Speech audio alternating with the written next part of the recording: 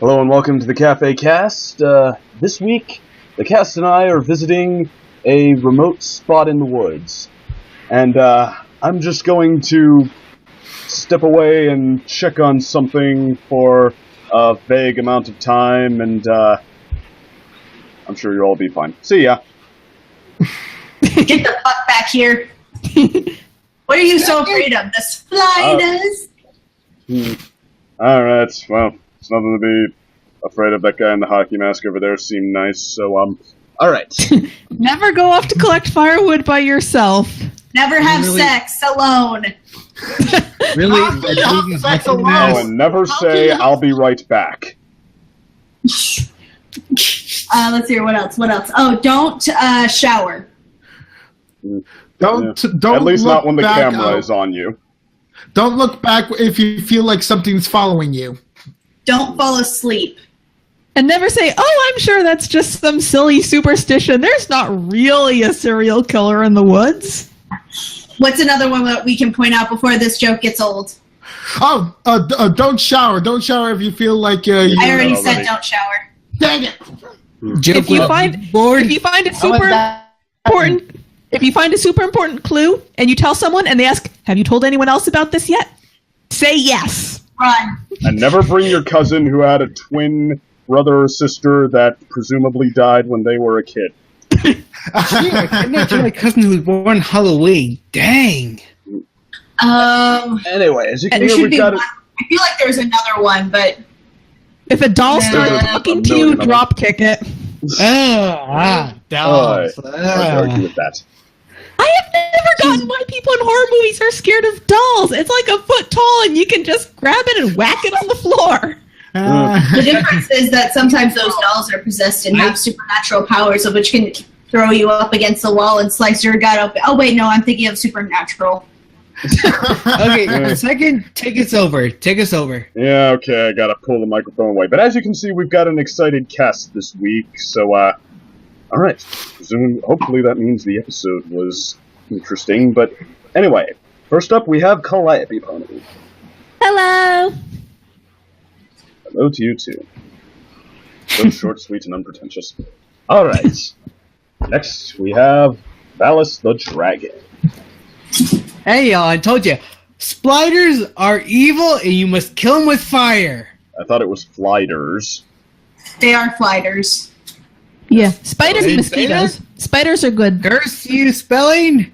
But yes, fire kills everything. Just ask John Goodman. Alright, next up we have, points to anyone who got that, Unova Brony. Good evening, people in the Viv Cafe. Welcome to Unova's Believe It or Don't. There are many strange things in this world.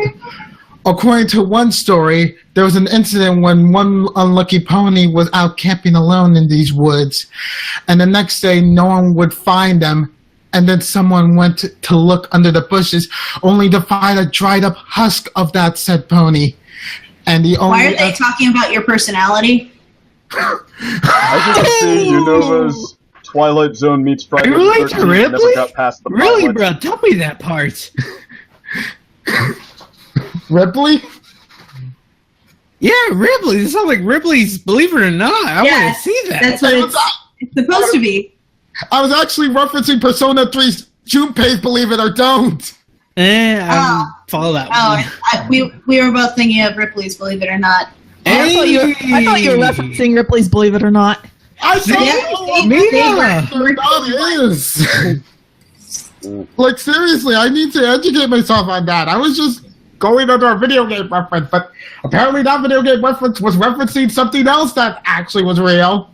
That's like when Super Speedy Cider Squeezy happened, and everyone was like, oh my god, Simpsons reference! And I'm like, no. Music Man reference. Yeah, which was in turn referenced by The Simpsons. Darn you. It's like when everybody's Anyway. like, oh my gosh, the show and its original song, Art of the Dress, best night ever. You ingrates and your lack of knowledge on musicals. At the gala. Or what's the other? I remember the other one when you have the gag at the end, the show's over, go home, and everyone's like, Deadpool reference. It's like, no, Ferris Bueller reference. People have such limited reference points. That's because they actually have lives. Well, We I don't really have a have lives. great life trying to get these old forgotten things the credit they deserve, and mostly failing at it. Have we Moving on to already past gotten analysis. off track? What's up? Wait, what? Have we already gotten off track? Like, Unova introduced himself. Well, I was And- tying you back in, but then you brought it off track again by talking about whether we're off track. How was I supposed to know that was what you were trying to do? Don't worry, Brad. The past is behind us.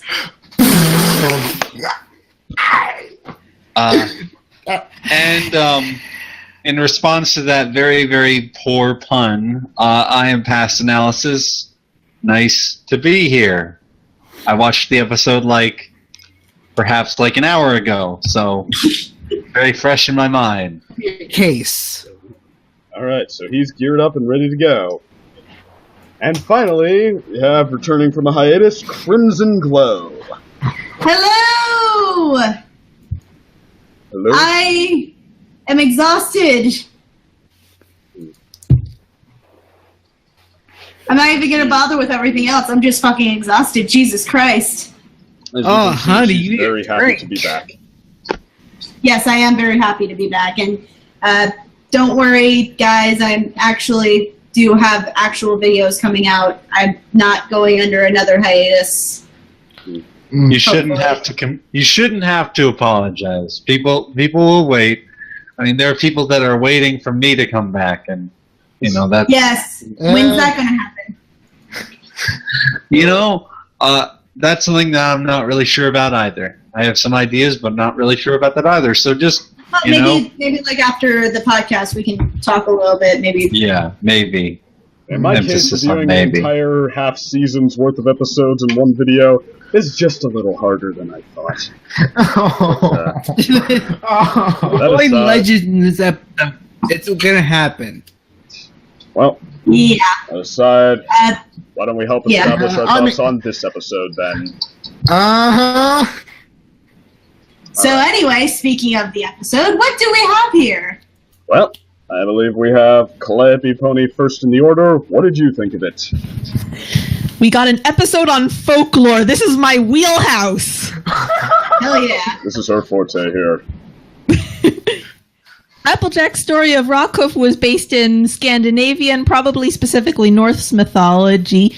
Rarity's story of Mistmaiden was based in Asian mythology, and Rainbow Dash's story of Flash Magnus was based in Greco-Roman mythology. Calliope, Yep. just one Yes. question about the Rarity story. Mm-hmm. Do you know specifically which Asian country is that one referencing? Because I heard someone Just say everything. Korean.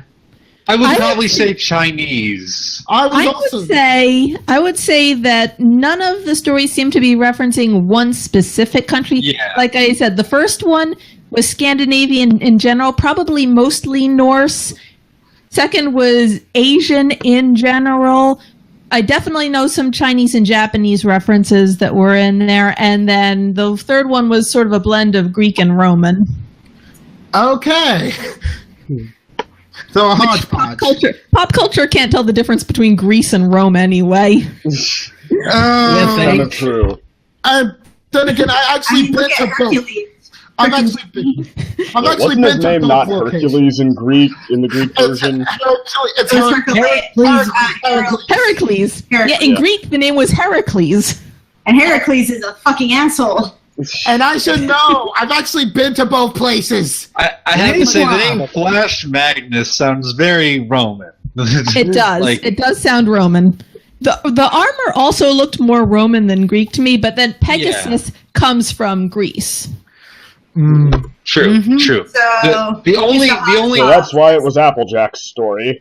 the No, only no, article of armor that wasn't really Roman was maybe the metal skirt that they had. That's more Greek, but yeah. That's because men weren't afraid to hang loose. No, they were not. Nope. No, it's because of Christian ideology, which we can debate that all night. Please, I can't revisit my memories of that with those cultures, because seriously, I was kind of loathing Christianity at that point. Alright. Well, in that case, why don't we let Calliope continue her turn? Okay, first story. Rockhoof, as I said, based in Scandinavian, probably mostly Norse mythology. Rockhoof's cutie mark was a Valknut, so that's definitely a Norse symbol commonly associated with Odin, although it's so pervasive that there's not any real definitive word on what it symbolizes. Actually, geometric shapes of three interlocking shapes, the Valknut, the Tricatra, the trefoil, those are really common anyway, and they often have varied meanings. Applejack, Earth Pony told a story about an Earth Pony. They each told a story about their own race. In Norse mythology, theme of persisting in the face of the impossible, which is what he was doing with the volcano. Actually, the volcano probably indicates some Icelandic themes, but it's been years since I've read the Kalevala, so I don't remember any specific references. Wow, nice on that one. Ah, thank you.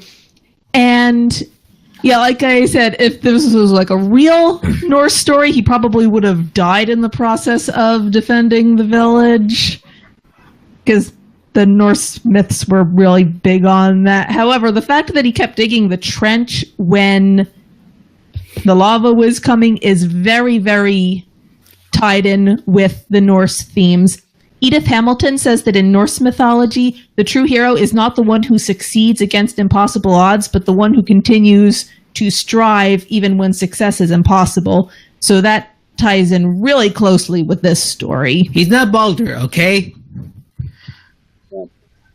I will say that, like, hearing, I got to Russian fairy tales, which is not exactly the same thing, but there were more than a few that ended like the hero gets to have a nice, long celebrated hero's career, and then die at the end in some, in various different ways, which, and then this story seemed to imply that, like, this was not the guy's last big adventure, like, this was just how he got started, so, I mean, again, I'm wondering if there would technically be room then for that, dying at the end of the hero's journey.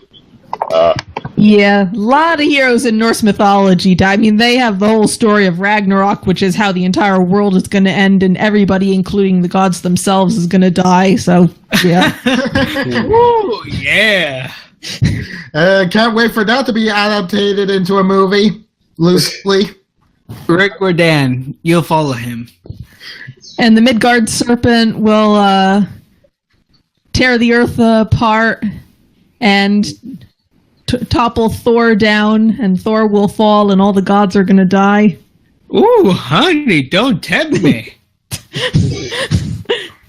Horses do feature heavily in Norse mythology. Like I said, the Valknut sign is heavily associated with Odin, and along with wolves and ravens and some other animals, horses do have a strong association with him. Probably the most notable horse in Norse mythology is Sleipnir, the eight-legged horse.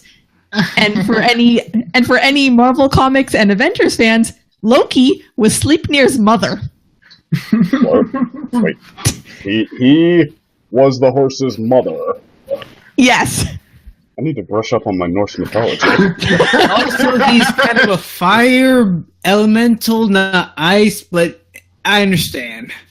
Well, Loki, according to the story, Loki transformed himself into a female horse, mated with a stallion, and gave birth.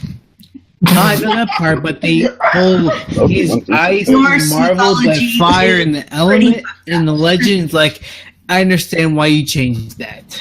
Norse and Greek are kind of one of those, are kind of both of those myths that are pretty fucked up. I mean, Mayan myths in general are kind of fucked up. Mm-hmm. Oi, honey, I know. Like, freaking, what the fuck with your freaking, the freaking disembodied head, and the head's chasing the sun, and the sun never needs blood sacrifice, and Mother Earth is like this fucking homicidal maniac. Like, what the actual fuck? Oh, don't get me started. Don't get me started on some of the really screwed up stuff in various pantheons. Anyway, episode. Yeah, back to the episode. Rarity's story. I'm up on the themes in Asian folklore as in Western, but you may have noticed that in Rarity's story, all the unicorns had curved horns instead of straight. Mm-hmm. That is a reference to the Qilin. That's a Chinese mythological creature, which kind of looks like a cross between a dragon and a deer, and it is often referred to as the Chinese unicorn. Which it's not. Sometimes it's actually portrayed with two horns, but sometimes it is portrayed with one. And when it has one horn, that horn is curved, curved like it appeared in the story here. And they have most of the same themes as Western unicorns: purity, nobility, only appearing to those who are worthy. So the way the unicorns were animated in that segment was a reference to the Qilin in Chinese mythology. And then the last one, Greco-Roman, story about a Pegasus told by a Pegasus. Pegasus originates from Greek mythology, and if you want to talk about screwed up character origins and births, let's not get started on that one. Do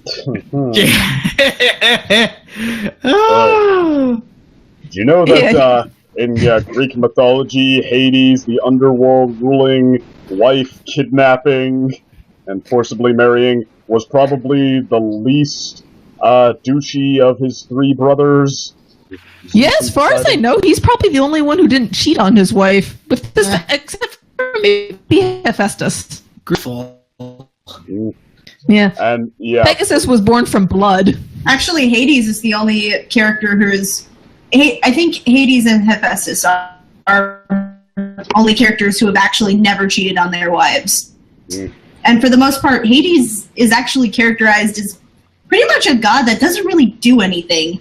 The closest he's ever gone to do anything is when he got shot by Heracles, and that was about it. Otherwise, he was pretty loyal to his wife, and the only two people he ever fucked up was... God, I can't remember their names, but the brother of Perseus? No, I don't think it's Perseus, because Perseus is the one. Perseus didn't have a brother. Well, not a full brother. I mean, if you count Zeus as the father, he had about 1 million half brothers. But yeah, that's true. But no, that the two characters I forget for the life of me who these characters are, but for some reason. This is before the Trojan War, and one of the brothers goes to kidnap Helen, who is 12 at this point. Theseus and Pirithous. Thank you. That was the one I'm talking about. And thought, Pirithous wanted to go and kidnap Persephone, I think. Yeah, well, she was married to Hades, and Hades was like, okay, why don't you come over here to my dining table real quick? We'll have a meal. And the guys are just like, oh, cool. We might as well get to know you since, we're about to, kidnap your wife, marry her. And then Hades bind you to a bunch of snakes for however long I want. And then Heracles comes up a few years later after this and rescues the other Theseus. He rescues Theseus, but decides not to because the Hades starts shaking up a storm. Yeah. Yeah, when it came to tortures for sinners, the Greeks were really creative. Oh, very much so. However, back to this particular story. It's not that twisted. If you guys want, actually, I think if I talk about some of the tortures, that might bump this podcast up to PG-13 or R rating. Oh yeah, we want to keep them at least PG right now, but let's stick to the episode so that we can all stay awake. Nah, too late. Cafe Cast, the F-bomb for the whole family. Orale! But I mentioned the Norse themes of persisting against the impossible.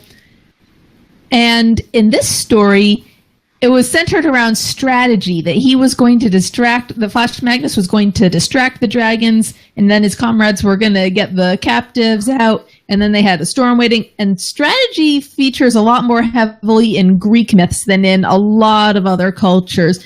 They had Athena, the goddess of wisdom, or Minerva, to use her Roman name, and a lot of heroes, Odysseus, Perseus, Bellerophon, who was associated with Pegasus, they all consulted with her. Tradition, they really revered heroes who fought smarter rather than harder. So that ties in really well with the themes in this story of the teamwork, the camaraderie between the soldiers, the strategy for distracting, and then using the storm. Also, the shield. He had a flame-proof shield that he used, and there's a couple different shields in Greek mythology that are really worth note. The story I particularly got the vibe from, which again ties in with Pegasus, is Perseus beheading Medusa, which is a fucked up story all by itself. It is, but the scene where he had the shield, he had the special shield that his commander had given him, and he went to the cave entrance to lure out the monster. That was very similar to the setup in the Perseus story, because Perseus had to use a special shield as well. And that was probably deliberate, because it does tie in with the origin of Pegasus, because after Perseus beheaded Medusa, Pegasus was born from her blood. Okay. Very true. Pegasus, like the part about Pegasus being Hercules' horse, that's accurate, isn't it? No, Hercules and Pegasus had no association with each other.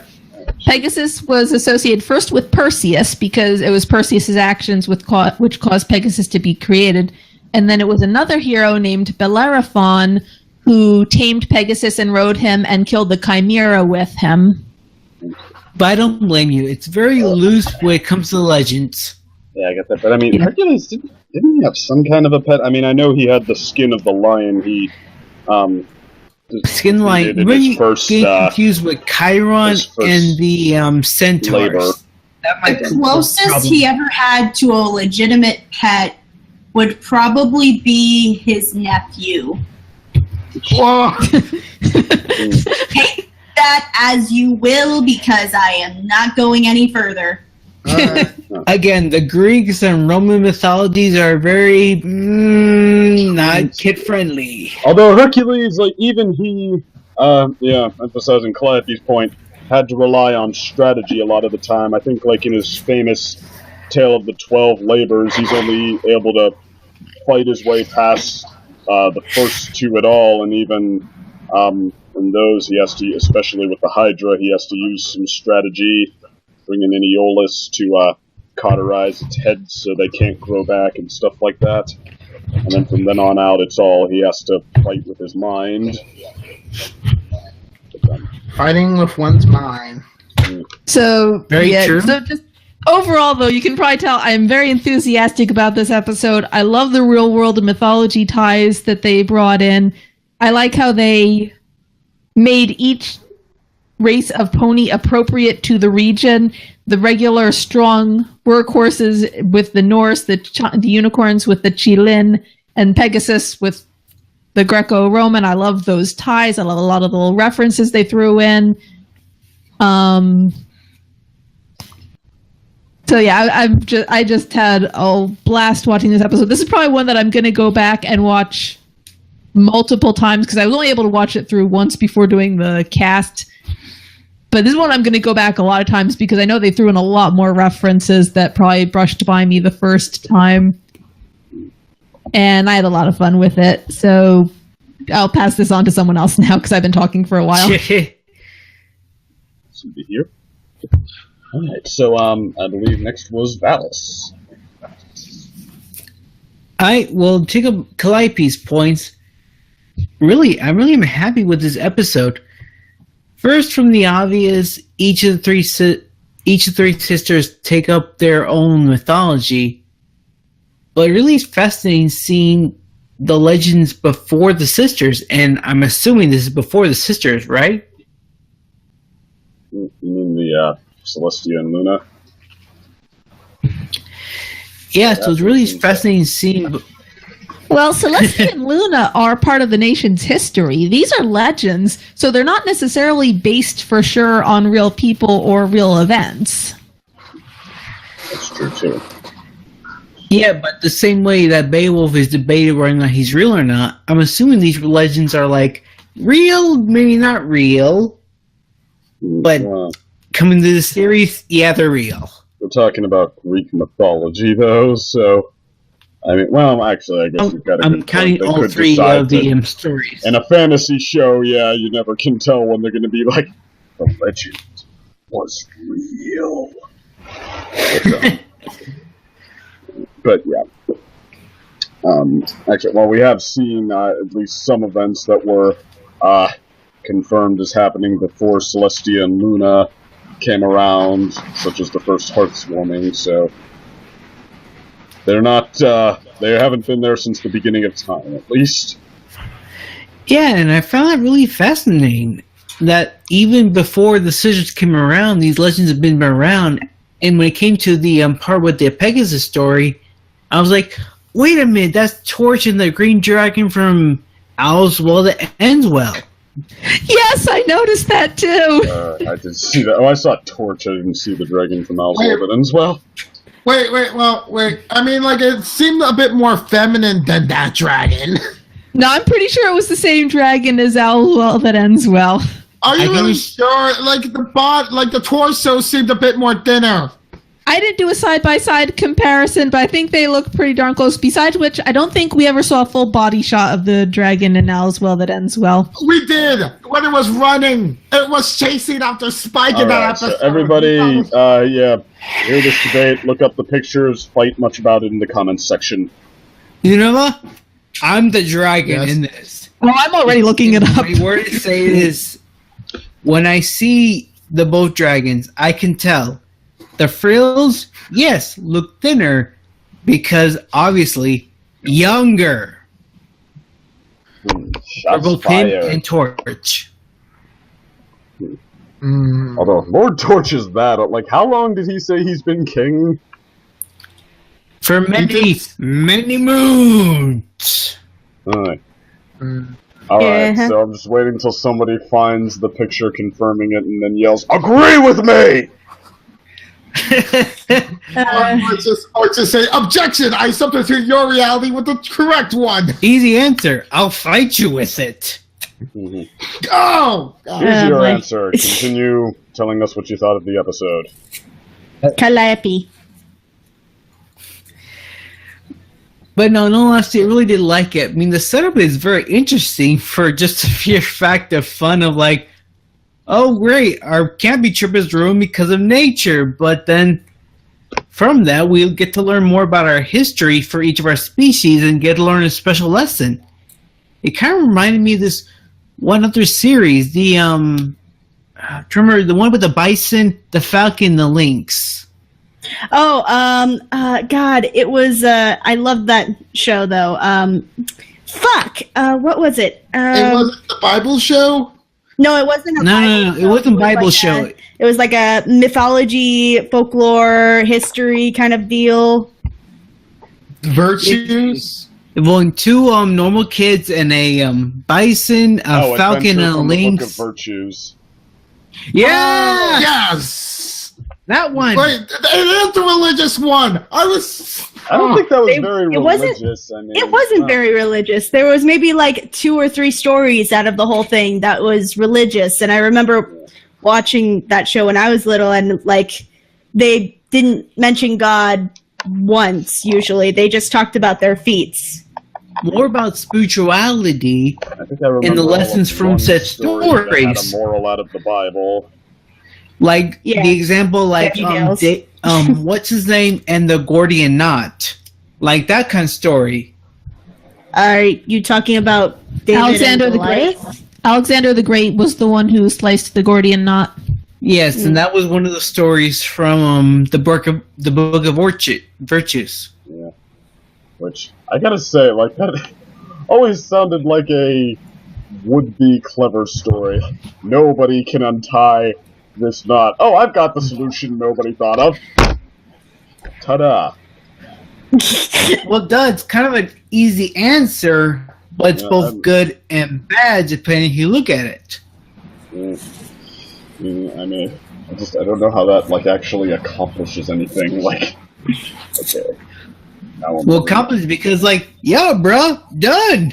Cut. Da da da da da da.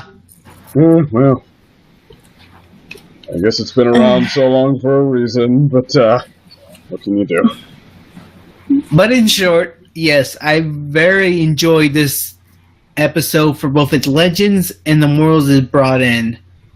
And I can't wait to see more from both the show and even the comics, because, yes, all these legends were from the comics. Really? Yes, Legend of Equestria, anyone? Yeah, that's the latest comic that's coming out, right? And that was this episode's basically promotion for that. I heard that this episode was a tie-in with the comics, but to be honest, I've read some of the comics, but I don't keep up with them, so I'm not familiar with the comics. This particular series is apparently very recent. Oh, okay. Yeah.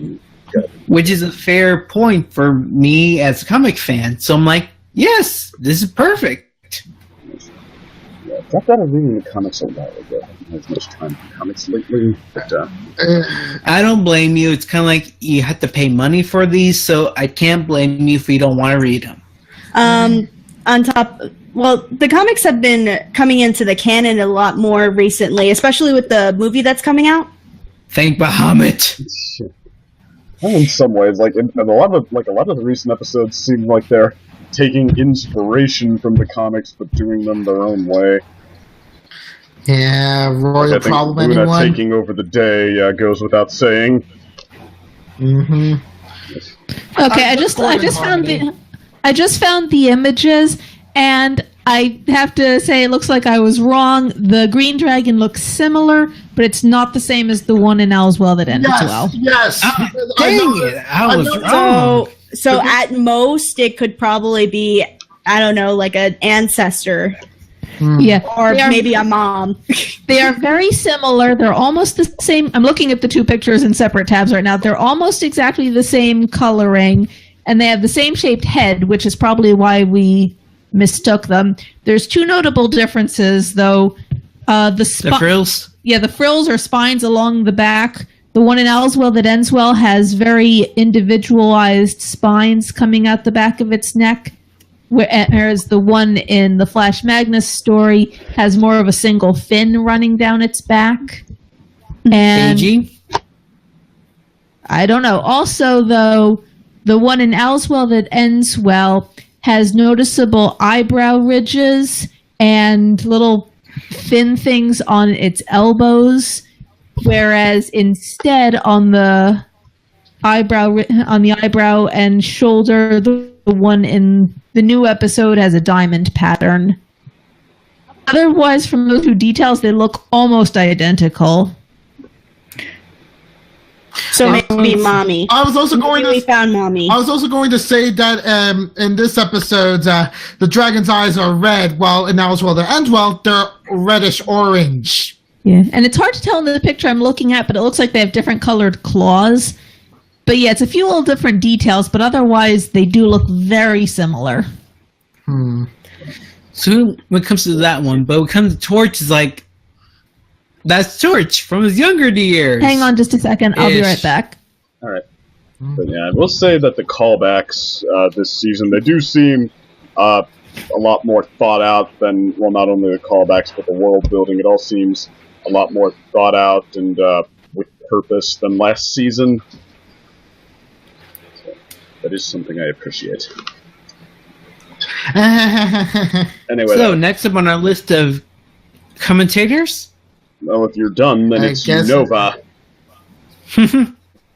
Alrighty then. Let me just begin by saying this. Holy shit, why? Why, MLB? Why would you create the most ultimate pest to ever exist in all of fiction? Why do you have to create the Flighter? Just why? Spiders are innocent if you don't interact with them, even in Australia, unless they get into your shoe or something like that. But why did you have to combine it with mosquitoes and freaking flies? Just oh god, like This show can That's do already good like a skin crawling bugs when it wants to. La la la la. Parasprites, I thought they were cute. Gliders were cute. well, Wow, I need to look for perspective because I'm like, Cute with their no. little legs and their eyes and the little claws. I got called away from my computer for about 2 minutes, and I came. I have no idea what's going on. Oh, everybody's freaking out over the flyders now. Ah, okay. And I'm pretty much the only one so far who has found anything cute about them. They bite. I don't like bugs Yeah, that bite I don't and make think red they're itchy very bumps. cute. I think All they're pretty bugs disgusting. They seem like they were made to be the antithesis Thank of you, cute. Cass. We can agree on something.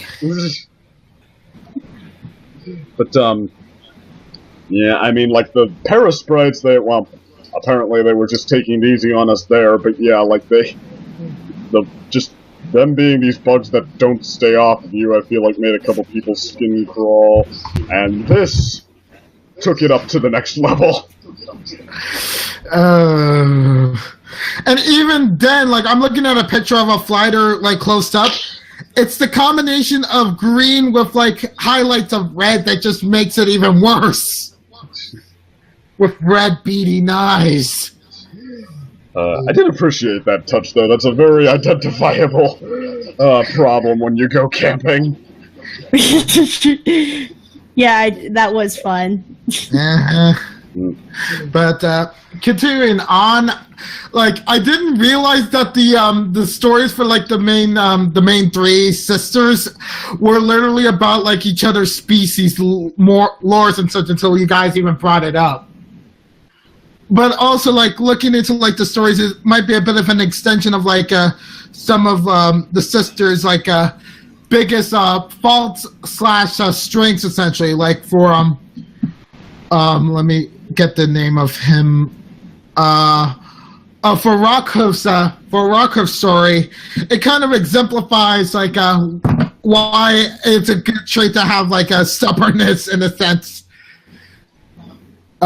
Even as you said, Calliope, about like how like heroism is more than just like glory and such. The definition for like Norden is more about like continuing the task even after death, essentially. Yep. Yeah, I agree with you. You know, Applejack told a story about a pony who was strong and stubborn. Rarity told a story about a pony who was beautiful and generous, and Rainbow Dash told about a pony who could fly fast and was part of a military group. It was extremely loyal. No. That too, yeah.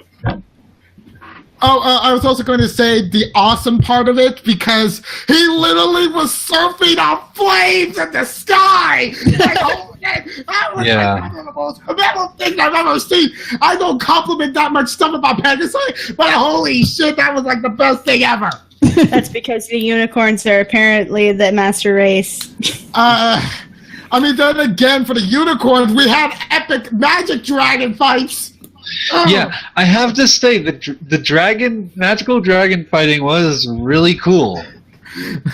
I mean, this episode turned it up to 11 on the visuals.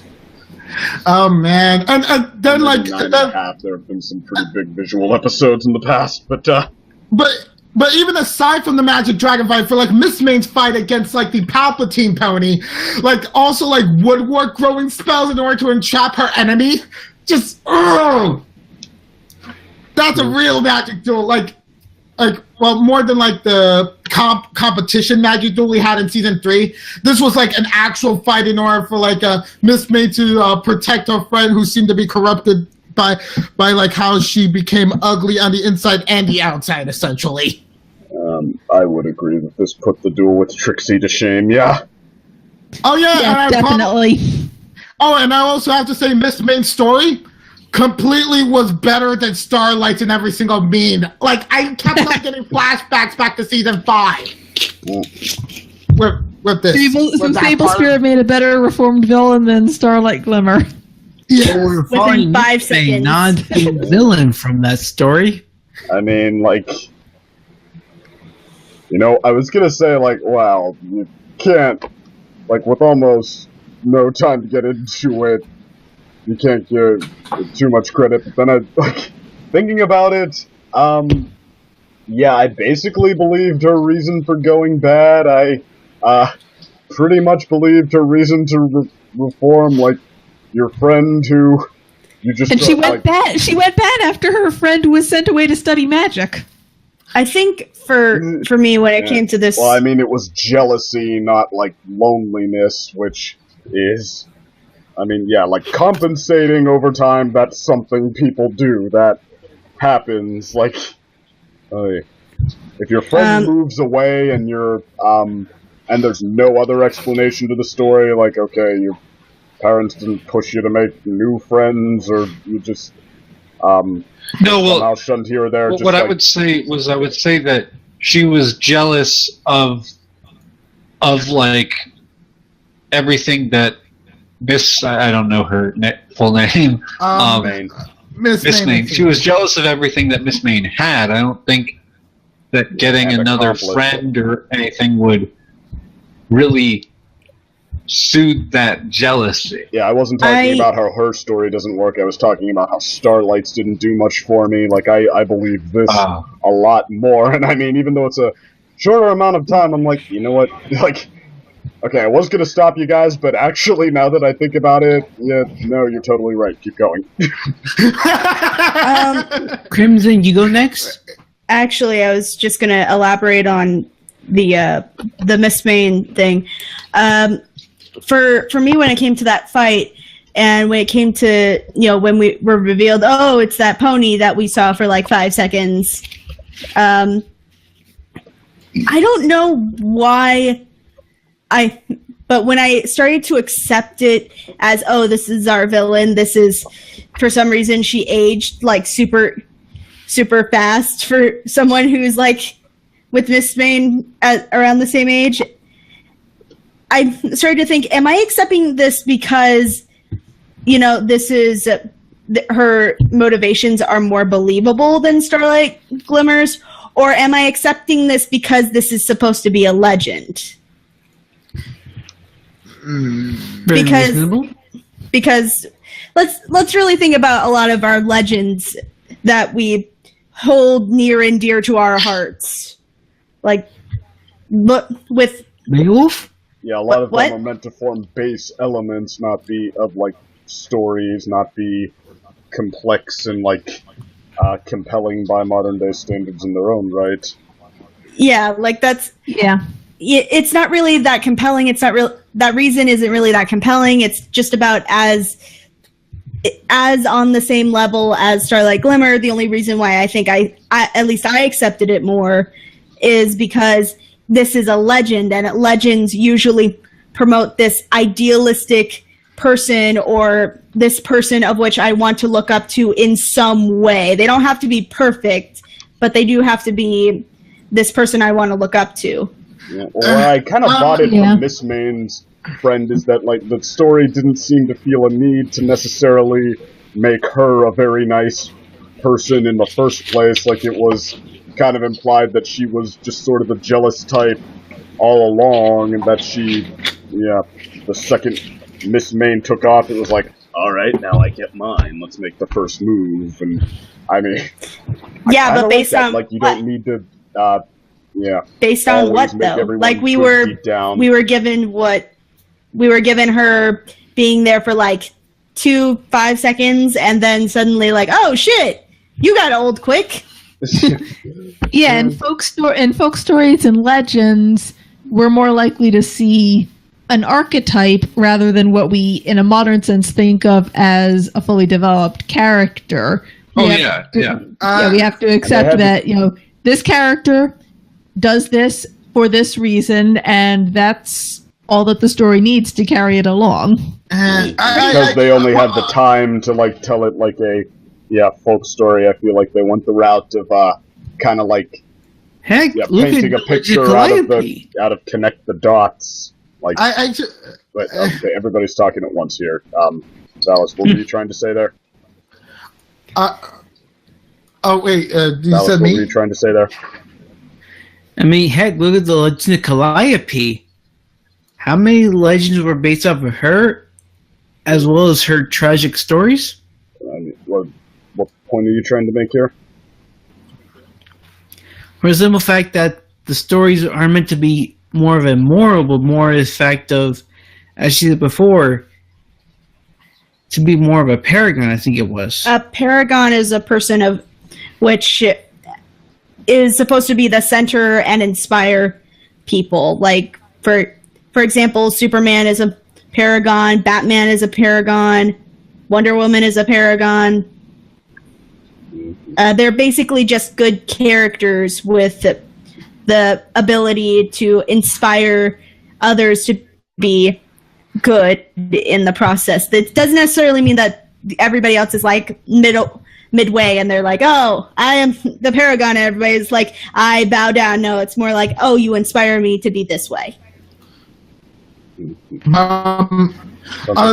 thing I wanted to good, Unova.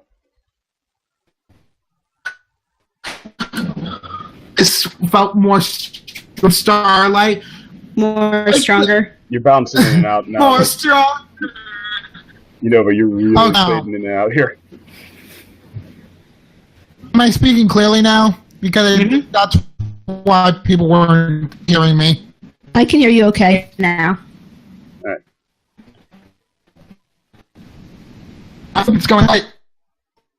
Oh no, it was your phones. I thought it was something with my headphones for a second. But I was trying to say is that Miss Main's story, like for like Sable's spirit, I felt like I could actually infer, like, even if she was supposed to be an archetype, like how she got this way, like aside from like just a simple jealousy stereotype, like how someone could easily go and become like a decrepit ruler that just wanted to take a lot of beauty from everyone else just because they had the power and the ability in order to gain something that they long lost within themselves, and they say they just kept on hoarding it and such.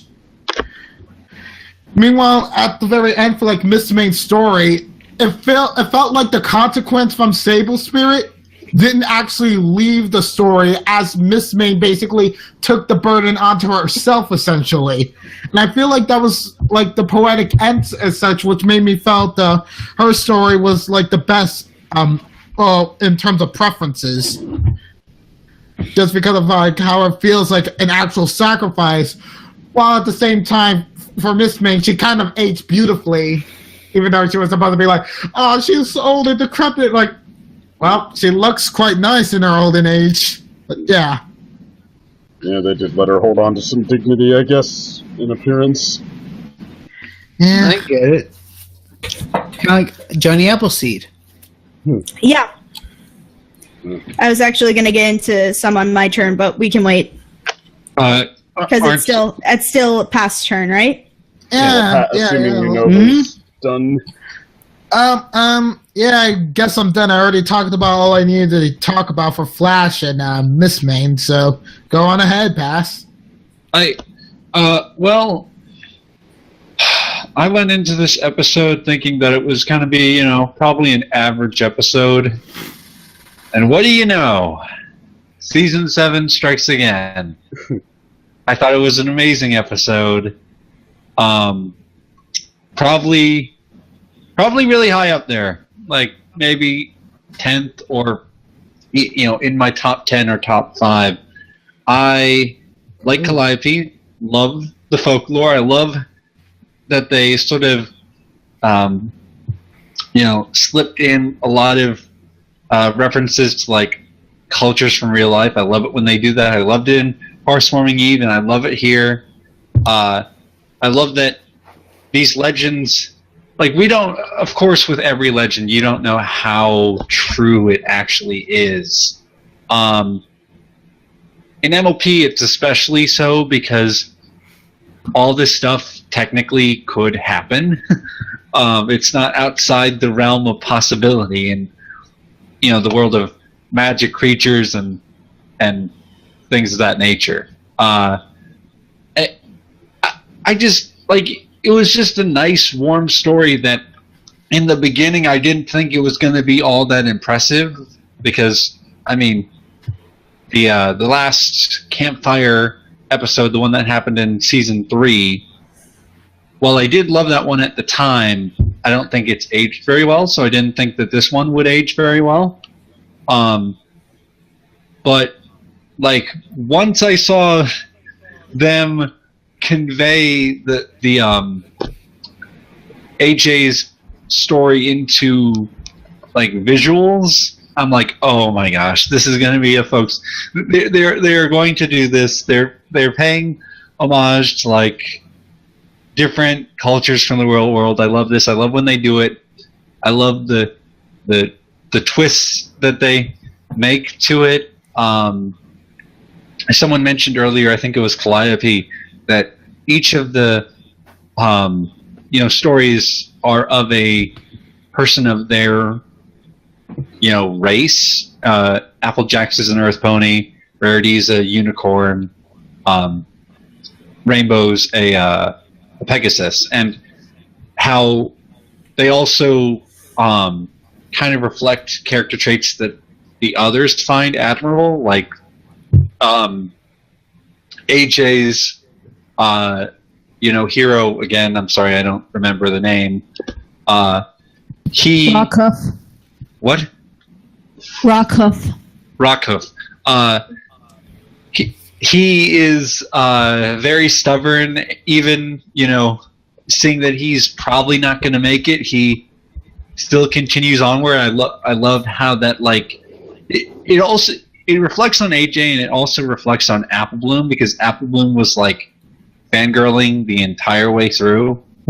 And the others said, and the others didn't want her to spoil the story. Yeah, exactly. So I think that's cool. Rarities was really interesting. Just like, I didn't know where it was going to go with Generosity, but the angle is definitely says a lot of nice things about Rarity. I thought it was very well done. Thought it went better than I expected it would. I honestly didn't. I thought it would just be this sort of maybe petty tale about how beauty matters or something, but turned out to be a lot deeper, I thought. And then, by the time Rainbow's story came up, I was just like, this is going to be another awesome one. It's Roman. It's fucking Roman. It's great. If you can't tell, I love it when they make references to real history. And it was just a nice episode. Like, I guess part of my reason for not having much to say is that it's a great episode, and then also I didn't really give myself that much time to watch it. You can thank Sonic Unleashed for that. Yeah, I don't want to get into that now, though, but we can talk about it after. One thing that I found really cool that they did was at the end, after Rainbow finished her story, I was thinking, okay, they're probably just going to have Applejack like push the rocks aside and that'll be it. But no, they actually, kept it as it was like, we're not just going to remove this cave-in because it's convenient for us to do so, inconvenient to have it here. They took a different route. I thought that was cool that they took it. I love that the dynamic between Rainbow and Scootaloo. I think that it makes sense after the last Campfire episode, camp episode, but it makes especially more sense after Parental Guidance, because they basically took Scootaloo into their family. Like, she's basically an official member of the Dash family.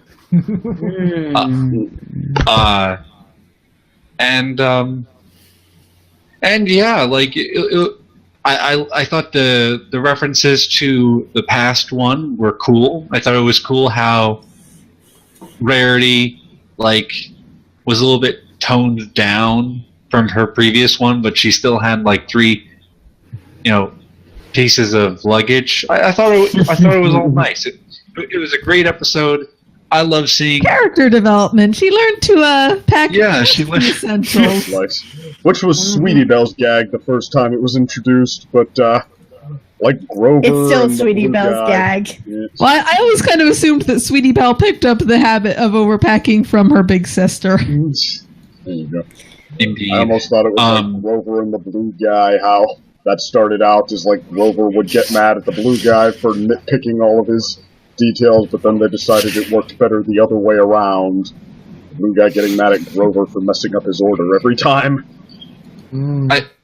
I also, talking on Rainbow and Scootaloo, I think that they characterized Rainbow very well. Where, like, she is caring to Scootaloo and acting as a big sister, but she's also not really editing anything for Scootaloo's sensitivity. There was a bit in the story where she was like overplaying the importance of what was going on and how dramatic it was, and of course that made Scootaloo all nervous. And I like that. It shows the flaws in that sister dynamic that, like Digi mentioned so long ago, how Rainbow is a little bit wrapped up in herself, and she, emphasizing that part of the story, that part that she really likes, is an example of her getting wrapped up in her own interest and how she can be a poor sister figure. So I also liked that. I liked how, there did seem to be more tension or being at odds between Rainbow and Scootaloo, as in Rainbow wasn't being as sensitive to Scootaloo as, say, Applejack was to Apple Bloom or Rarity was to Sweetie Belle. I thought that was a nice touch. So in the end, I think that it was just a solid episode. I mean, what everyone else said, especially what Calliope said. Calliope better stated just about everything I was going to say when it came to folklore, so I thank you for that. Sorry, I didn't mean to take away what you were going to say. No. I hadn't really, thought much on how I would say it, so it's actually better that you said it first, because you did a much better job of articulating it if I had started earlier. If I'd had time to go over the episode 2 or 3 times and take notes, trust me, I would have gone on much longer. I would have loved to see that. But yeah, this episode was golden. Season 7 is... I mean, at this point, it's pretty much guaranteed. I mean, knock on wood, it does seem like it's going to be, if not my favorite season, tied with season 2. And I think that if it continues at this rate with just solid performance after solid performance, it will be my new favorite season. Easily. Yeah, if I can just chime in on something you said, I was really caught up in the legends they were telling, and I didn't really pay much attention to the framing device, but since you were talking about, the sisters and how they were interacting and how they were telling the stories, and especially how they ended it with going through the water, I did really like the framing device that they used to bring us these legends, and that was really nice. It was a tight way of tying it all together, and it worked well. Yeah, it didn't seem like it seemed like the problem that they were dealing with wasn't something that they just removed after they finished telling the stories. It seemed like, everything that happened definitely got in the way. They were severely separated from their camping site, and their camping site was completely ruined by the end of the episode. So they didn't just completely reverse that, which I kind of like. It helps better immerse you in the episode near the end, and also on later watching, because you know that this isn't just happening so they can tell the story. It seems like this is just something that is happening to them in the world. To explain, do you guys get what I mean? Yeah, I get it. Oh, I get it. Well, that's all I have to say. I was incredibly short, but that's what I got to say. I have found in doing these casts, whoever goes last tends to be the shortest because we've already covered so much beforehand. Indeed, indeed. Well, we'll see if that holds true now that it's because a lot of us Crimson's jump turn. in the middle of what others. Oh, that's true. You're not last. Forgive me, Crimson. Aww. Crimson's taking it well.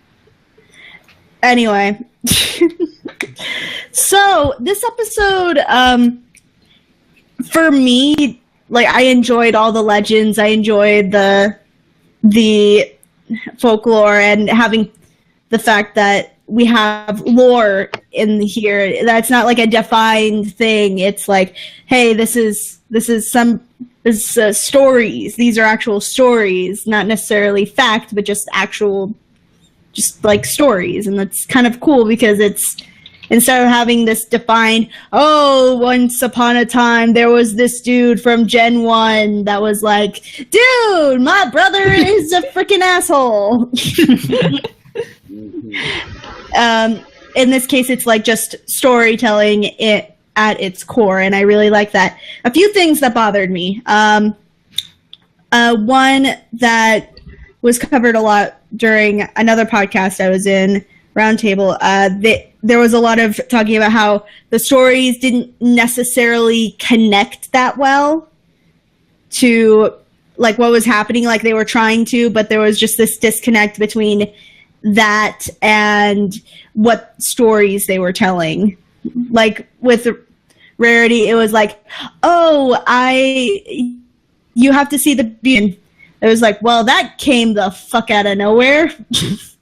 Like you were talking about how I get what you're saying. I'd say it doesn't tie in story-wise, but it does tie in character-wise. Yeah. Character-wise, it does, but like they try to make it connect, and it's just kind of this weird. It kind of does, but there's just this little tiny piece that's not going in. You know what I mean? I mean, I kind of see what you're saying. Like, on one hand, they're cheering up their sisters, and I mean, like, in this scenario, and okay, fair enough for how they answer the specific sisters' complaints, but I mean, I felt like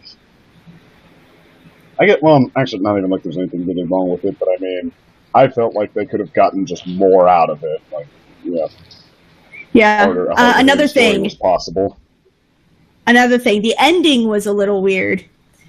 I might be one of the few people that didn't like the ending. Like oh, suddenly we're outside in this like Rainbow Falls area, and we're suddenly okay that all of our shit is gone. Cool. Let's just camp here with no essentials whatsoever. That should be great. We're cool. We're like half of the elements of harmony. We've got this. It's better than being stuck in a cave.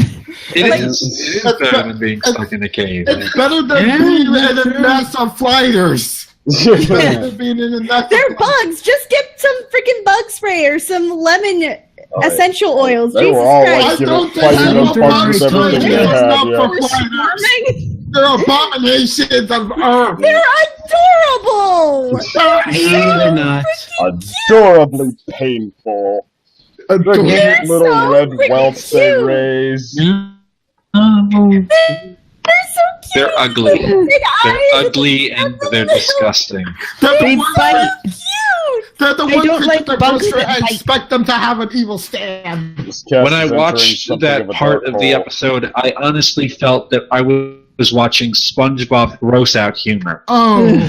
For me, I was just looking. I'm just looking at these freaking spider. Like I'm looking at a picture of one right now, and it's freaking adorable. I mean, if Rainbow Dash got that mutilated in the half a second it took her to run out and grab the fire, I mean, I think what would have happened if they'd been out any longer? One Punch Man Mosquito Queen. It's so freaking cute. In the words of Ernest P. Worrell, yeah. Anyway, on with the ending kind of bothered me. The connections didn't really add up for me. The beginning was nice. I really liked the beginning. It established the sisters' character. Well, it's not like we need to establish them, but it established a relationship we're not seeing very often. Every once in a while, we'll see Rarity and Sweetie Belle's relationship. Maybe 2 or 3 times we'll see Scootaloo and Rainbow Dash. But this is kind of a character interaction where we kind of can compare and contrast each of the sisters together. Now, on to the legends. First of all, let's start with our Iron. Rockhoof. Thank you, Rockhoof. I actually didn't think Scandinavian. I know that everything screams Scandinavian as far as like everything else goes with the clothing and the hair and the manes So what were you thinking then? The story itself reminded me of John Henry. Ah, you're right. Actually, I think I remember thinking that. Yeah. For those of you who don't know or wasn't forced to watch the 2000s Disney's 2000 American Heroes VHS as a child, which I still love to this day. I don't know why anybody would not want to watch that. Is that the one with the John Henry song in it? Yes. John Henry was a folk hero of which was known as the Steel Driving Man. He worked on the train railways, and when work was about to be put out from this very large machine of what could do the job faster, John Henry was like, yes, it's steam drill. John Henry was like, bitch, I can do it better. It's the original man versus machine story. And he just like beats this machine in this fight with just a hammer and just by himself, and he is beating ass. He is going through a mountain, and it's just like, it's this beautiful thing. The way they animated it in the movie was amazing, like seriously. But he does die, and of course in MLP they don't die.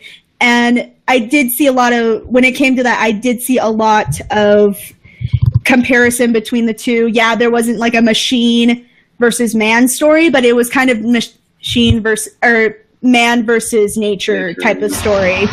Yeah, it was a volcano instead of a machine, but it was still a single character competing in sort of a race or competition against a force that was believed to be too great to beat.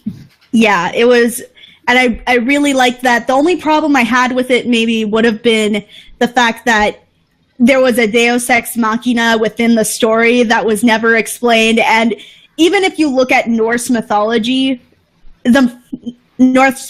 Irish, especially with something like Beowulf, let's compare it to that, they'll go on tangents about little different objects for like 40 minutes and then go back to the story.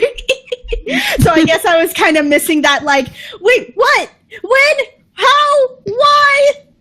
But remember they had to fit 3 legends plus a framing story into a 22-minute episode. Although, to be fair, they didn't explain it, but based on what I was watching, I assumed that it had something to do with the soil. But I don't know about it. Well, a lot of these legends, I mean, you stumble across something that is designed to make you awesome because you are the main character after all. But yeah, actually, one thing I did find it a little bit funnily weird. Like, what? Yeah, to be fair though, this kind of goes back to my point about at what point do we kind of just accept what's happening in front of us because it's a legend. Yeah, that's true. And on that note, I was going to say, I was also a little thrown by that Deus Ex Machina. Kind of wish that they'd given not even an explanation, but just a reason. Yeah, just, like just I anything. I can think of two things. One is just, you know, a lot of stories, especially morality tales or stories that are supposed to teach a lesson, want to convey that you do the right thing, then good happens to you, or the gods bless you, or whatever, you know. So I could believe if they had given some explanation, like his show of determination earned him this magical power-up, something like that. Or, tying it back into Norse mythology, the Norns, or the Fates, were really strong, both the Norse and the Greeks. They both had a really strong sense of fate. Like, if something is destined to be, it is going to be. So if they had some sort of explanation, like Rockhoof was destined to save this village, and so he was given the strength necessary to complete the task, I could believe that. I do have to make this. I have to make this joke now. If you were able to change your fate, now would you? Legends you were about to are be lessons. by They law, ring with truths. Yeah. But one thing Daylover brought up to me when we were watching this episode, didn't Maud say I feel like I would like it Starlight? less if they did what Calliope suggested. I think Which that would one? have made. I think that would have made it like, if I'm that character, then it would be like, well, of course I should try because I'm the chosen one, or some mumbo jumbo like that. Yeah, but I actually think that would have also hurt the character as well. Like, this is an archetype of which it's supposed to be little man conquers big quest, becomes big man. I think what may have been better is, you know how I said before that that kind of mythology, those type of stories will go on a tangent for like 40 minutes about the origin of an item. Basically make that shovel thing that he was doing the Deus Ex Machina item, and have him be like, I will now train and be brave, bitches. This is the shovel of Thor. Whoever wields it in worthiness. Whoever shovels the shovelist of shovels will be granted the strength of Thor. Here's a thought. Yes. Didn't Maud say something when she was talking to Starlight back in Rock Solid Friendship about a rock Starlight could have asked for that makes you invincible? Oh, that would have been cool too. That would have been if a you great had time. the right rock, you could rule the world. Well, I mean, granted, we didn't see exactly what happened, but we saw it was something he hit when he was digging, so... That would have been a great tie-in, but it's a total as far shot as in the dark, but I mean, could that be where they were going, where they intend to go with that? it's entirely possible. But anyway, moving on. I really like that story. That Deus Ex Machina threw me the fuck off, but then again, a lot of stories of Norse mythology has a lot of Deus Ex Machina that throws me the fuck off. Yeah, a lot of stories in general. I mean, the term Deus Ex Machina comes from theatrical productions of myths, so yeah. Anyway, then we go on to Mistmane, which reminded me of two different things. One was actually a real empress that was in Chinese history, and the other one is a phrase that an idiom or a phrase, and I actually had to look it up because last time I tried to find it, it was like hell, but now I found it, so I still can't pronounce it for the hell of me. But the first thing I wanted to point out for Mistmane is the fact that she suffers from an idiom called that says the following: beautiful women suffer unhappy fates. If you want to be happy for the rest of your life, never God damn make it. a pretty woman. And basically what that refers to is a lot of the most beautiful women in history suffered these very horrible, horrible deaths. Like, usually beautiful women were used to bring down entire nations because they were like, yeah, our emperor sucks, but he has like this pimp ass fetish for some reason. So let's What? push you towards them, and then they just don't do their job forever. What? I'm dead serious. Yeah. Yeah. And the friend, I forget her name. I don't care. Stable Spirit, I think it was. She actually reminds me of a Chinese empress who started as a concubine and moved her way up in the ladder by doing a lot of shady shit, like killing the emperor, the current empress, or killing off the son of any of the concubines, making the emperor think that that person is going to kill you for some reason. And she basically takes role of emperor for a while, and she has a son, and when she's overthrown by her son, she still kind of like goes, "Psst, I'll just be your advisor behind this curtain." Yeah, that's happening. Bye. Yeah, if anybody can like look up that particular empress, that's cool in the comments. Like, put them down. I can't pronounce it Chinese for the life of me. Chinese, Mandarin. Hell, the closest I can get to Asian language is weeaboo. Thank you. Yeah, I don't know about that. I was wondering if Mistmane might have been if her story might have been inspired by the Japanese goddess Izanami. Oh no! What did I say? Izanami. Sorry, just Persona 4 flashbacks. Oh, you poor thing. We're learning a lot about Persona 4 today.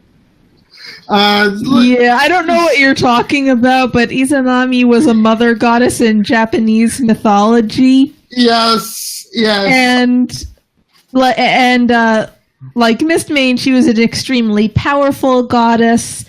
She was a creator. She created lots of new life, new lands. Mistmane was shown to be doing a lot of creative magic. And Izanami was supposed to be extremely beautiful, but then she died and became extremely ugly. Right. So I was wondering if that was an influence there. You mean Probably. a rotten corpse? Probably more of an influence than what I said, but it still made me think of that idiom, which I think is fitting considering the character. Like, what. Oh, definitely, yeah. I mean, if you're a beautiful woman in a story, you're either going to be used for ransom, or people are going to be starting wars over you, or poor Helen, poor freaking Helen of Troy, you poor thing. I'm so sorry. I'm sorry Aphrodite decided to be the ultimate shipper, but like, dude. To be fair, I think there's at least one version where she goes with Paris willingly. Yeah, there is, but most of them is just like, I'm 15, dude. I was just also thinking about Mistmane's design, and like before on like the reaction I was for second, I was going to say who she reminded me of, but I couldn't remember it. But now I can say it for a certain level of that. She looks like Maniac before she became Maniac. Yeah, but Maniac is Earth Pony. No, I know, but the same color scheme and even the eyes. Maybe. I mean, if you want to really stretch it, but I don't remember well enough what Maniac looked like, because there was like a single comic panel showing her before she transformed. Yeah. The last thing I want to talk about Mistmane is the fact that the story there felt the most, as far as in the lore that we currently have in the show. It seems like a reflection on Celestia and Luna. What? Like, I can see that. I could see that. Like, not like exact, but it's like a version of it. Like if the sister who happened to come into power had been the one who was petty and jealous. Yeah. Oh! Our Luna is the kind and wise hero.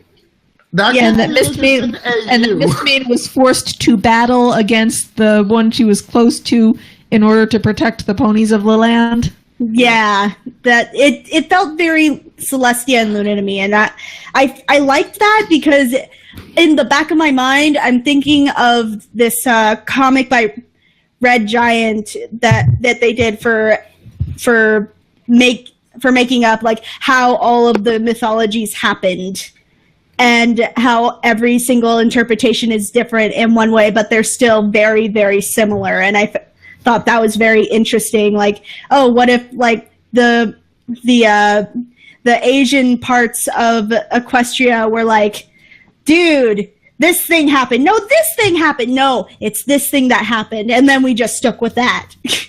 Well, you remember in the Cutie map, Starlight referred to a sage called Meadowbrook, and Twilight said, I haven't studied Eastern unicorns as much as I should have.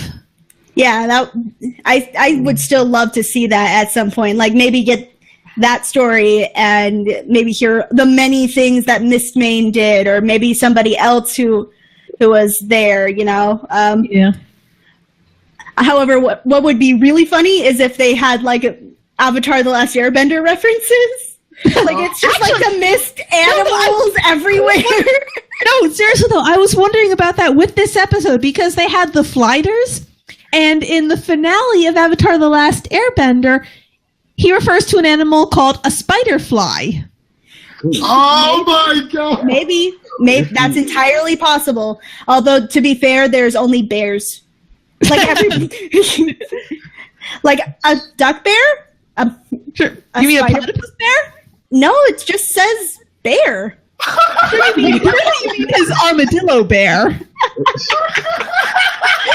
Anyway, yeah, that's pretty much all I have to say about Mistmane's story. Mistmane's story, if you can't tell, is my favorite one. And then we finally go off to the Rainbow Dash's story, and surprisingly, this was the one that interested me the least. Really?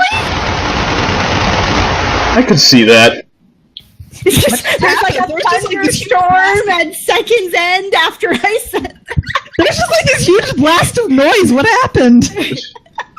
I didn't hear it, but there was like this huge like thunderstorm-esque noise right there after I said what I said, and then it was kind of just perfect timing.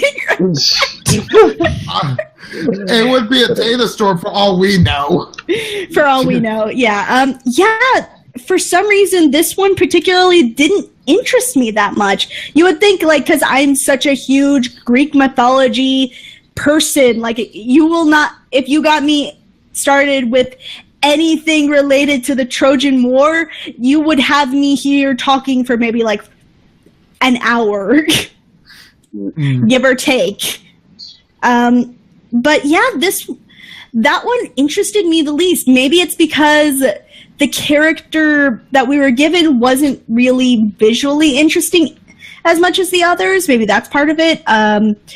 Another part of it is maybe because the other stories gave me something a little newer, or it at least made a bit of a jarring impact on me in some way, shape, or form. But with Rainbow Dash's story, I just didn't feel as engaged. I will say that the story did remind me of a Greek story from way back. God, what was it? It might have been like Odysseus, but even with that story, I'm just kind of like, it's a little iffy. The part of the Odyssey that I was thinking of for that was the Cyclops part. Polyphemus. Themis, maybe. Polyphemus, the Cyclops. Nobody. Yeah, Yep. But even then, that's a bit of a stretch considering, and that story is hilarious. it's Nobody is attacking me. Nobody is attacking me! And all the Cyclopses are laughing at him, and he's like, I'm telling my daddy! Also, getting people drunk for the win. Yes. Yeah. Literally winning by getting someone drunk. Yeah, that's literally well, there's a lot more to that, but yeah, that's basically how they did it. But it's hilarious. But yeah, like I wasn't quite as engaged with this, and I feel like that's such a shame because mythology, especially in Greek, it's like my thing. So with this being as Greek as it is, like I don't know why it just didn't interest me that much. I think I know why, Crimson. Because it's initially, like, My Little Pony Friendship is Magic is initially based on the Roman Greek mythology. Like, we constantly see it, especially in the Pegasi culture, and the fact they didn't visually change much of anything. In fact, we've seen this imagery before in past favorite episode, and it's just like, we're going through the same story trends, and like the only interesting thing might be some new dragon designs, aka Torch and a new version of the Green Dragon. I will say that part did interest me when I saw Torch there for the first time. I was like, "Holy shit, that's Torch!" Do you think if we talk to Ember's dad right now and ask, "Hey, dude, did you fight a Pegasus and did he completely kick your ass?" He would say, "Yeah, but that story didn't turn out quite as you think it did." And then But are we seeing how it actually is supposed to have happened, or are we seeing it how the characters are imagining it? Exactly. Oh my God. Exactly. It's kind of like something like the Buddy's book episode from Steven Universe. Yeah, it's also kind of like whatchamacallit, the episode, this Christmas Carol episode. Yeah. Where Twilight just implants Christmas present, Applejack is Christmas pass. Yeah. Luna is. You realize the author of the book right? within Universe was not writing the characters as the actual characters. Twilight was imposing her idea of the characters in the book onto her telling. Exactly. I will say that would be hilarious if Spike heard that story and was like, "Yo, Ember, yeah? Can we talk to your dad about this story?" oh my God, that would just be so amazing and adorable. Yeah, that would be fun. But overall, I think it's a pretty good episode. I wouldn't say that it's my favorite episode overall. As far as lore goes, hell yeah, I'm gonna go back and watch clips of just the lore again. But otherwise, everything else is kind of like, It's kind of an anthology episode, and I am so glad when I saw this episode and it was starting at the beginning. I thought it was going to be a flashback episode, and I was about to throw my iPad against the wall, like, no, don't do this. You're better than this, MLP. You're not going to animate Trump a filler. Don't you dare ever go filler. But our last flashback episode was perfect pair. Yeah, but there's a difference between that kind of flashback episode and the flashback episode I'm talking about. The type of flashback episode I'm talking about is the kind where the characters reflect on everything that happens like that season or over the time. Oh, yeah, a clip show. A clip show episode. For me, I also call them the Totally Spies episodes. What? Because Totally Spies did that every season. No, like they did that 3 times every season. 3 times? At least. Okay. Like that's how I remember that kind of thing, you know what I mean? Otherwise, I really love this episode for its lore. The story of what's happening outside is kind of just filler to me. I really just want to see the story, you know? Like, what if this episode was, instead of being a camping trip with a campfire story, it was them being in the rain and they came to Twilight's library and they find all their books and Twilight's just away for some reason. Yeah. I mean, I feel I'm like not the sure I camping would have episode liked brought it if back they did that. It would. calling back to the camping thing on purpose. I didn't appreciate that much anyway. See, by having it be done in the camping atmosphere, it says a lot about these characters. Whereas if they were just stuck in Twilight's library, I think that it would say less because, like they're in Twilight's library. So Yeah, but it would have also called back to the episode. God, I can't remember the name of it, but it's the episode where Rarity and Applejack are stuck in the before you sleep. sleep. But then again, it's going to be a juxtaposition to that feeling because it's a cold, hard crystal castle. But also, That's surprisingly cozy. yeah, but if they had been in the library, then they would have just been telling probably whatever stories caught their eye. Whereas in this case, each of the older sisters was telling what they were saying was their favorite story. So that provides more character insight to them. All right. Yep. So, yeah, those are basically my thoughts. And now we leave it up to our host. Second. Well, I mean, I think I'm another one of the less positive votes on this episode. Whoa, so would that mean that, again, I love an episode and you don't really like it as much? Wow. Well, don't really like it as much that you just said it was, awesome and incredible. And this one, it's only in my top 5 of the season.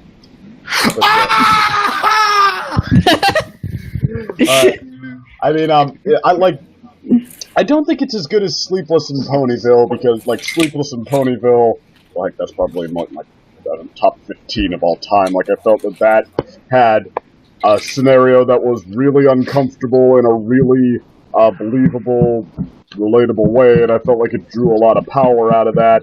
This, it's, I mean, a little more back on its haunches, I guess. I felt like it had a lot of similar kind of extra mile creativity, like, the little touches like what Apple Bloom, inserting her own excited scream in what was supposed to be Rockhart's, I guess, yelling in Rockhoof, yeah. He's, like, they get to the part where he yells something and instead Apple Bloom's scream comes out of his mouth. Like, little fun touches like that were really neat. But, I love when Apple Bloom's squealing over the story and CD's like, we haven't heard it yet! Yeah, that's basically my reaction whenever somebody is like, oh, so what do you know about this character? And I'm just like, they're a fucked up bastard. Would you like to hear it? This is the story of the Punisher. No. Like, if I wanted to go around picking, like, flaws in this episode, I think all I'd really, like, want to complain about is the points where Rainbow Dash and Scootaloo seem kind of flanderized. Like, Rainbow Dash, I mean, I don't know, I feel like the inspiration on what to do with her, the inspired ideas for her, might be running lower. It feels like they're resorting to the whole, like, oh, I'm awesome. I'm going to tell you stories about myself. Yeah, I have lots of good stories to tell you because they're all about me, and I mean, like, stuff like that. Is someone sleeping? Yeah, did somebody fall asleep? Yeah, it sounds like someone's snoring. Valis, are you asleep? Valis! Valis is a sleepy dragon. Oh my gosh. Wow. Hey guys, let's take a selfie with the dragon. Oh my god, I need to draw. Okay, second, before you post this, I'm going to just like draw a picture of all the people that are in this call around Valis over here, and we'll like, and it'll just be like second taking the picture, past doing something to his body. What? That's not what I meant. Keep it G-rated. That's not what I meant. I meant like drawing on his face. Oh. That's acceptable. You know, To be like fair, it is getting kind of late, and yeah. Okay, for a second I thought you were doing this weird ship between me and him. no. Although now that you say it. And then like Calliope is over there doing like something related to maybe stopping us from doing this. and then Yanova is just like over there on the other side going, this is so funny. I'm trying to hold myself. Yeah, someone should be taking a selfie and someone should be doodling on his face. And then I'm just over here in the corner giving him like a voice bubble saying something that he probably doesn't like that this ship is better than whatever ship he actually likes. I don't know. Just like, yeah, everybody just send me their individual ideas and I'll try to put that into a picture. Anyway, on with this. Okay, well, I mean, I guess long story short, just like this episode, it's kind of a soft B+ for me, because, I mentioned Rainbow and Scootaloo's thing, but that's distracting, but I mean, I feel like it wouldn't be enough to break an A-grade episode that, yeah, Scootaloo, where before it was implied that she was worried about letting Rainbow Dash down. Now she just is generally scared of camping, but yeah, more than anything... to be fair, camping wasn't exactly the best experience. Episode, so yeah, I just couldn't pay attention to it, and I feel like that brought it down for me. So I blame the dragon. For me, second, if we're going to final thoughts, like honestly felt like the intermediate parts with like Scootaloo and such actually kind of gave me like a definitive answer on who would be my favorite CNC, and that would be Scootaloo now. Yeah, I just kind of thought it was ham-fisted, like. It got me like to really feel for her the first time around. Here, I just kind of felt like they were trying to make a mediocre gag out of it. Yeah, for me, I didn't feel like it was ham-fisted, and more as if she was being more expressive about her feels and such, like not going over the trouble of like hiding it now. I mean, like to be fair, in defense for Unova, as far as that's concerned, when it comes to Scootaloo, as far as any of the CMC is concerned, she's usually the most expressive. Like second to probably Apple Bloom, probably the most expressive as far as that's concerned, and actually was treated as a really great foil for Apple Bloom in the episode because she was so excited, and Scootaloo was just kind of like, I don't know what to do right now. I am still traumatized.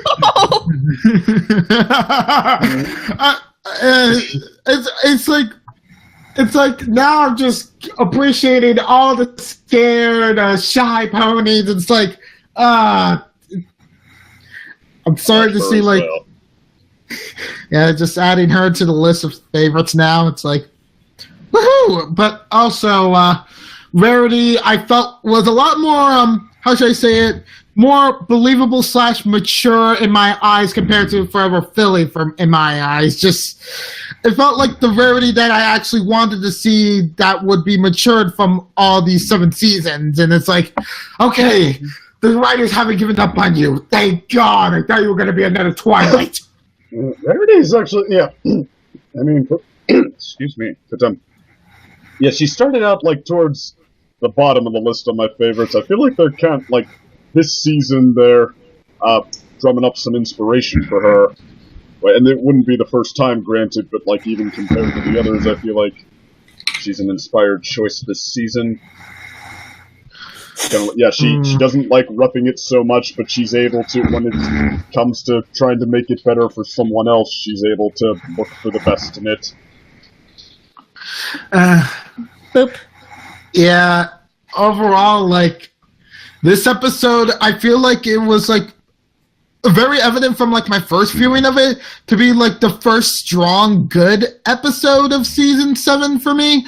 Like, not to say, like, the other episodes before, like, the other episodes before definitely had, like, their negative qualities, but with, like, more stronger qualities, which still led me to view them as great. But, like, this episode felt, like, strongly good, like, all the way through. And I just felt like it's starting to, like, become a theme since this was the second Season 7 episode in which it was an anthology story. I'm kind of, like, hoping there would be a third episode in Season 7 to follow this formula again. Just to be like, hey, we just want to keep on showing these short stories because, hey, we're trying to be experimental this season. I kind of like anthology stories. Like, I know they get a bad rep for, like, some are better than others, and ironically enough, that's probably my biggest problem here. Like, Rarities is also my favorite, and the other two, as much fun as I felt like they were trying to have with the visuals and stuff, I felt like they were fun but standard. But yeah, I like anthology stories. I kind of have a soft spot for that. Like, yeah, it's kind of like open the goodie bag, see what different presents you get. Poor Vlas. Yeah. Or Vals. And worse, he's in a call with us, such nice people, and so understanding in a situation like this. I don't know. There's one thing we can try. Oh, poor Valis. He's good. Is it horrible that I think that he's just that his snore is adorable? His snore is so cute. It's literally how I would feel like his dragon would actually sound like when asleep. Right? Wait, which person did he fall asleep to? Was it second? Second I think that's when the snoring started. Yeah, second. He could have fallen asleep earlier, though, and we just didn't notice. Yeah. Well, that just sounds so peaceful, right? Wakey, eggs and bakey. We have bacon. We have bacon. Where have you been hiding this bacon? I don't think ponies eat bacon. We eat hay bacon. Oh, in that case, wakey, eggs and hay bakey. Oh wait, no, it's hakey. Hakins. That sounds like a. Bacon. That sounds like a brand of bathroom products. Doesn't that Haken? Yes. Oh god. Anyway, I think we should move on to our closing thoughts. I think Second's already pretty much said his closing thoughts. Carlos, you've said yours. Calliope, let's do this. Okay. I mean, you can tell I was really into this episode. I love the mythology and the folklore. I love that world building element to it. I kind of agree with what you're saying. We've seen a load of Greek and Roman references, so I was probably a little bit more drawn to the ones with other references. I liked the frame story. I get what you were saying about the stories not really tying together, but to be honest, that simply didn't bother me. Yeah. Even if they didn't tie in plot-wise, I felt like they tied in character-wise. And that would have been good enough for you. For me, it was just kind of like, I like it, but it's kind of like, I would have liked that extra element. Yeah, and also, though, it's possible to go too far with that. Like, if, for instance, if they were exiting the cave, finding their way out, and they had to, say, imitated something from each story, that would have been a little too on the nose. I was worried. I think it was Rainbow who said that, right? Like, she made a comparison to her story when they were finding another way out. I'm really happy that they didn't bring in Applejack or Rarity saying something, because I would have felt like it was just forced then. Yeah. Well, it was implied that they told their stories in the first place, like, with the intention of tying it in to help the sisters in some way, so I mean, I do feel like that's probably all you needed in that case. I don't know, I guess I felt like, the only reason I don't have it is like a solid A was just because I didn't love 2 of the 3 stories enough. Alright, signing out. This is, in order, your second opinion. Calliope. Well, that's where Valis was supposed to come in, but... We will say goodnight to everybody on Valis's behalf. Good night, I'm Valis. Oh, be nice. I am being nice. Yeah, considering it's you, I know you are. Yes, there are strange things in this world indeed. Believe it or don't.